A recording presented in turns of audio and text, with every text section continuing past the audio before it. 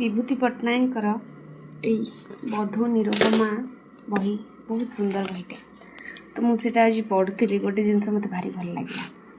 तो जिते बड़े निर्मल कटक चली जावा कथा आसी निरुपमा केमिति निजक बुझे संभा रखी। तो मो सह भी एमती किसी घटना होता। मो स्वामी जिते बड़े बाहर को गले बस मत भी बहुत कष्ट ही हुए।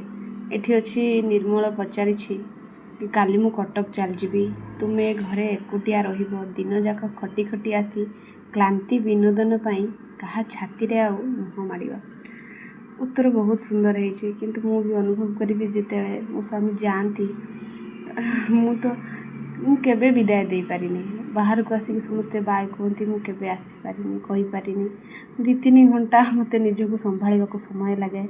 तो ठीक से परी एठी निरुपमार कहानी आपण भी केबे पढ़े। बधू निरुपमा बहुत सुंदर मन छुआ है, मत भारी भल लगे। तो